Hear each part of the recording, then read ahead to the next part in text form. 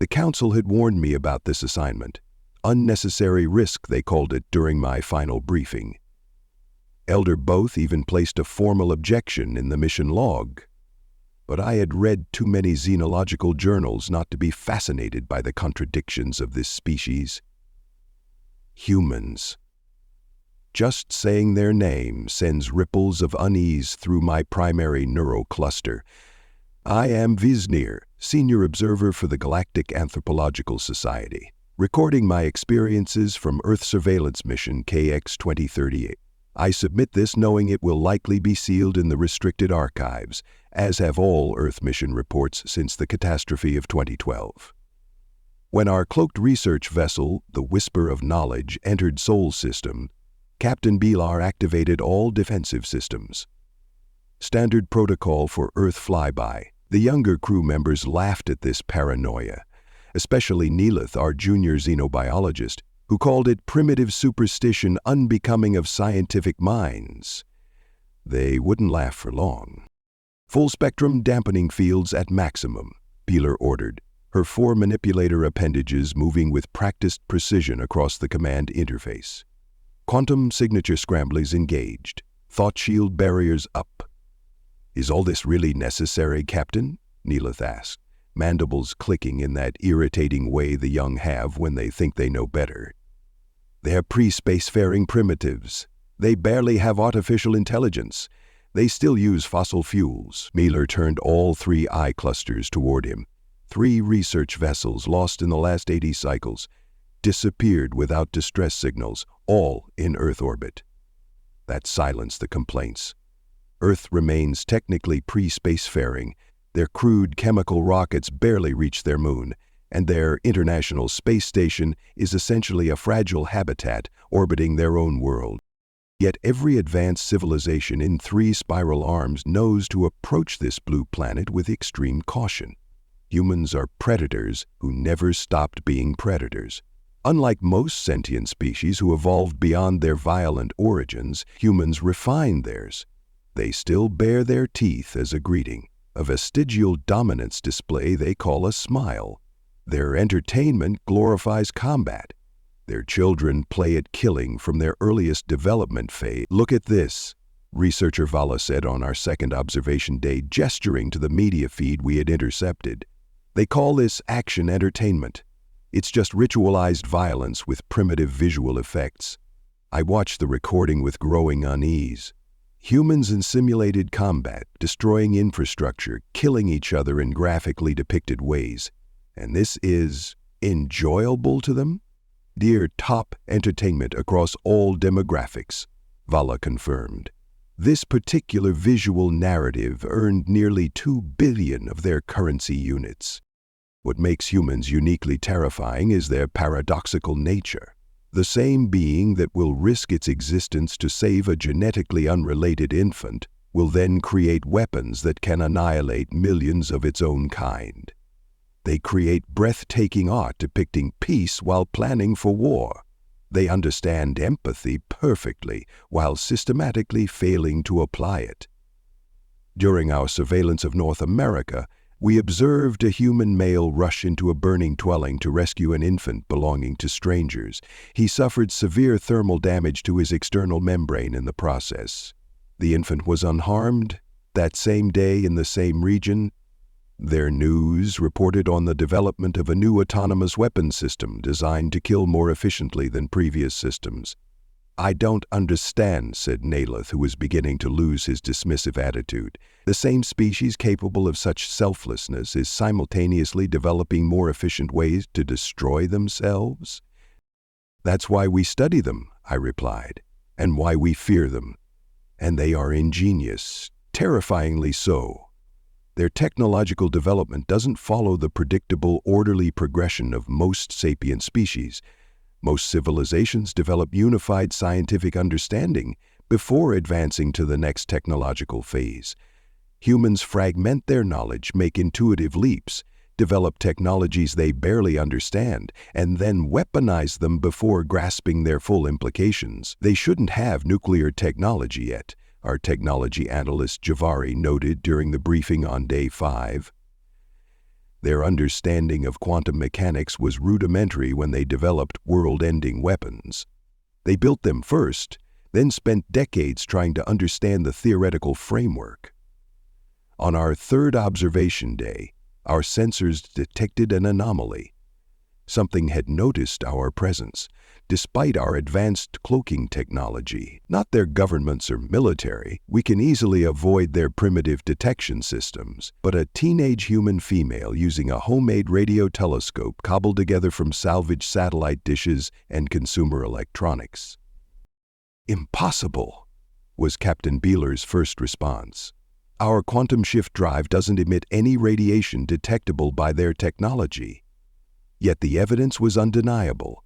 The monitoring feed showed the young human female pointing her device directly at our position, then rushing to a primitive computation device to record her findings. The human, designation Susan Dickens, according to her identification documents, had not only detected our position but had developed a theoretical framework for how our drive might function.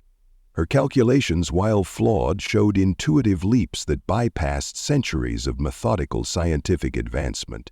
She had essentially guessed at principles our civilization discovered only after thousands of years of methodical research. "What is she doing now?" I asked Tontip, who monitored the feed. "Sending her findings to others, a distributed network of amateur observers. They call themselves the Watchers."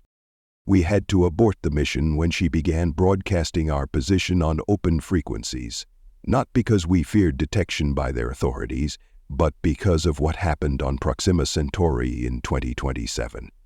I am not authorized to share complete details of the Proxima incident, but I can report that a single human explorer using a prototype drive of their own design reached that system against all physical limitations their science should have imposed. Commander Ava Rodriguez, of their Stellar Horizon initiative, somehow achieved what their physics said was impossible. According to records, Rodriguez's vessel Pathfinder was a test platform not intended for interstellar travel. Yet, through what the human later described as a hunch about dark energy and subspace folding, she activated her experimental drive and found herself at Proxima Centauri. When confronted by a research vessel similar to ours, the human didn't respond with fear or diplomatic overtures. She broke through our communication in 12 minutes and hacked navigational systems she couldn't possibly understand in less than an hour. The research vessel barely escaped, but not before the human had downloaded significant portions of their technical database. One human, alone, nearly captured advanced technology that would have propelled their entire species centuries forward, technology they would undoubtedly weaponize immediately. The incident was contained only because Rodriguez's ship suffered drive failure during her return journey. It was found drifting at the edge of their solar system 3 years later. The data cores had been purged, by whom remains unknown, but the Pathfinder's flight recorder contained enough information to deeply trouble the Council. During our observation time, we conducted standard psychological evaluation of sampled human populations. The results disturbed even our most experienced xenopsychologists. Humans exhibit a cognitive pattern we've never encountered in another spacefaring species, what our chief analyst Harit termed constructive paranoia. They constantly anticipate threats, even in their safest environments. They rehearse responses to dangers that don't exist. Their entertainment frequently revolves around imagined threats from beyond their world. "They're preparing for us," Harit concluded. Not consciously, perhaps, but as a species. They've been rehearsing first contact scenarios for over a century in their fiction. And in almost all of them, they either fight the aliens or steal their technology. More disturbing still, they seem almost eager for such encounters. Their transmissions are filled with messages intended for non-human intelligence. They actively broadcast their location to the cosmos, despite having fictional narratives that explicitly warn against doing exactly that. As we accelerated out of Earth's solar system, I watched visual feeds of their blue world receding. Cities glittered across night continents. Billions of humans, each a potential anomaly, each capable of intuitive leaps that our more advanced but methodical minds struggle to anticipate.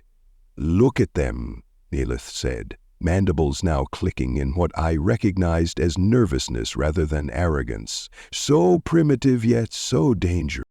"They're not primitive," I corrected him. "They're different. Their minds work in ways ours don't. They make connections we would never see. They take shortcuts we would never risk." My final report to the Council will recommend extending the quarantine of Sol for another century. Perhaps by then, they will have either destroyed themselves or evolved beyond their contradictions.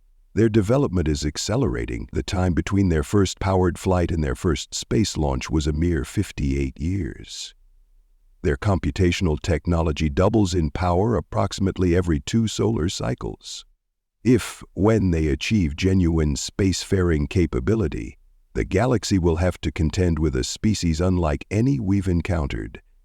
Predators with the minds of artists, warriors with the hearts of caregivers, beings who simultaneously love and hate, create and destroy, reach out in friendship while preparing for war. One final note that deserves Council attention. Susan Dickens, one her own people call both crazy and obsessive, has continued her research. Our long-range monitoring indicates she has refined her detection apparatus and is now working with other humans. They appear to be developing a rudimentary system for tracking what they term anomalous quantum signatures. If she continues at her current rate of progress, our estimates suggest she could develop a functional detection grid within 5 years. That would compromise all observational missions to Sol.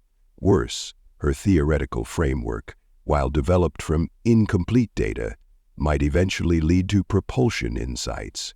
Until then, we will continue to lock our doors when passing Earth, not because humans are stronger or more advanced, but because they are the most dangerous thing in the universe, intelligent predators who don't know what they are capable of, and who wouldn't hesitate to drag the rest of us into the chaos they create.